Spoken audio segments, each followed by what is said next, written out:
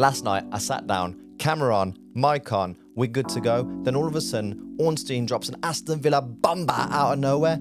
Aston Villa and Freiburg are locked in talks for the signing of Johan Manzambi. I've just absolutely butchered his name. It's the lad we played against in the Europa League final. But hang on 1 minute. Last week, it was all about how we had to sell before we could buy a player. So how is this happening? Aston Villa in financial trouble. We got to sell Rodgers or we've got to sell Konza. This is all I was hearing in the media. That's all we were talking about. You were losing Rodgers, Tielemans, Konza, Martinez. And then suddenly out of nowhere, we sign a player for 70 million euros. We need to address this right now. What are Aston Villa actually doing this transfer window? Because my mind is...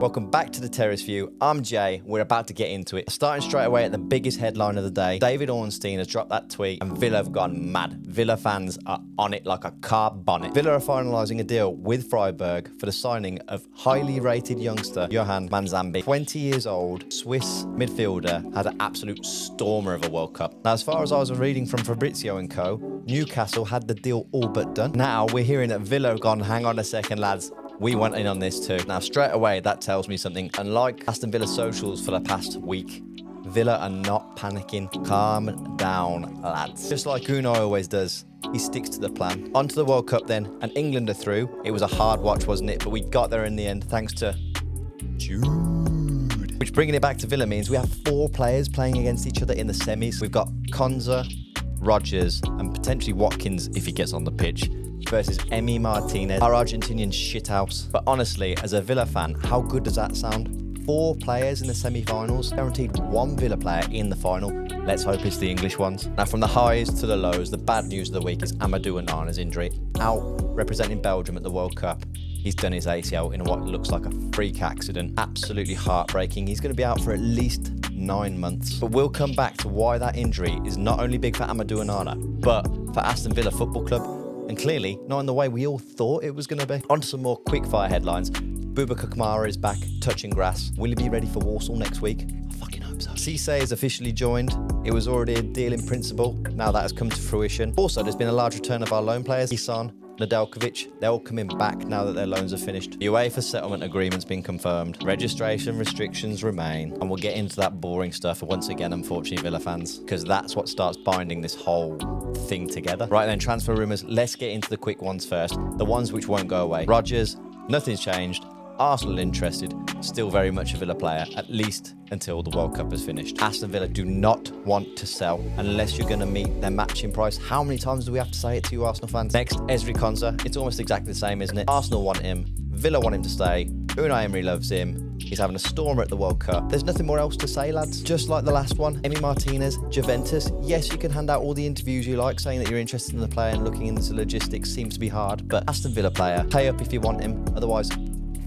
Now, as the World Cup, as entertaining it has been, is drawing to a close, the transfer rumours get fiery, boy. And here's where it's really getting exciting as a Villa fan. We're on to that Manzambi deal, because we did not expect this. Like I say, Aston Villa socials went through the roof last night. It was a massive talking point through to this morning. All week, all you have been reading and hearing, myself included, we were under the impression that Villa had to sell. We can't buy, we've got no money, we have to sell. Yet last night, Aston Villa and Freiburg are closing out a deal for one of the hottest properties in European football at the moment. So maybe, just maybe, we've been asking the wrong question. Maybe the question isn't why can't Villa spend, but more, who are they willing to spend it on? Young, high potential, lots of room for development and improvement. Let Uncle Unai get in there and whisk up that sauce, which will increase his value. Does that sound familiar? Like Tanswell reported earlier in the week, Aston Villa are a huge fan of Real Madrid's selling principles. Like I've been saying, Aston Villa have been looking at Real Madrid's transfer policy, signing some of the young, developing them through either the training pitch or, more in Real Madrid's case, loaning them out until they're good enough for the first team, which at Real Madrid is a big ask.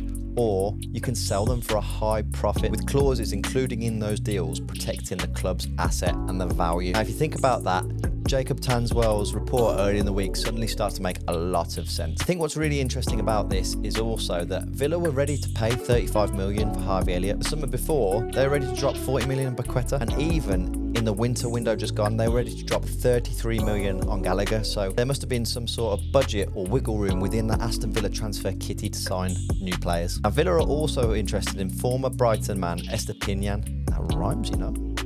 He's a wing back, in case you don't remember. He used to have a lot of good games versus the Villa. Like I say, I've always personally liked him. He always seems to do very well against us. And finally, the last one for Villa fans to get excited about we've been linked with is Anis Haj Musa from Feyenoord. Can't sit here and say that I've watched lots of the lad, just what we've seen through the Europa League highlights. But he looks techie. He looks like a skillful, fast winger. Something that Villa went pretty much the whole season without on that right wing. We had nobody. It'd be nice to get somebody out there who's going to contribute to the team this coming season, wouldn't it? Because your likes of Bailey, Sancho and Gisson didn't really contribute to the team at all, let's be serious.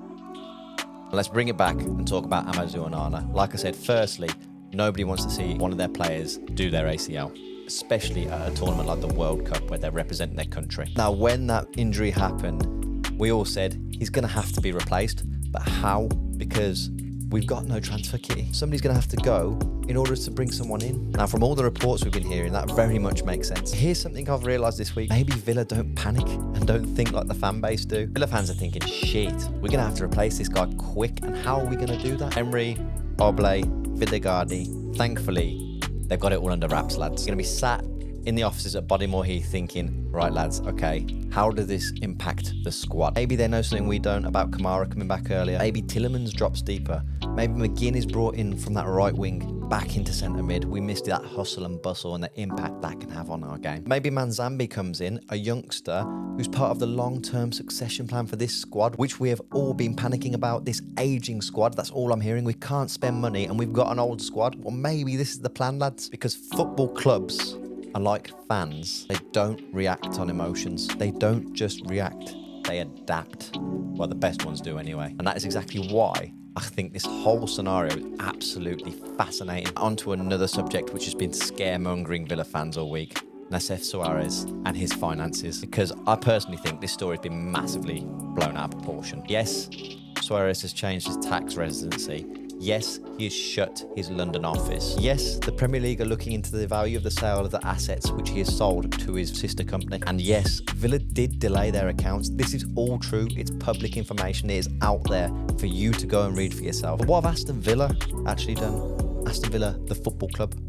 We've just signed a player for 53 million quid, 70 million euros. One of the hottest young prospects in European football is about to be announced as a Villa player. That means there's been a continued investment, continued research, continued planning. Actions speak a lot louder than transfer rumours. If these owners and staff weren't building a future, they would be very much standing still, rabbit in headlights moment. Instead, they're doing the exact opposite, which nobody saw coming. Here is the key talking point of the day, really.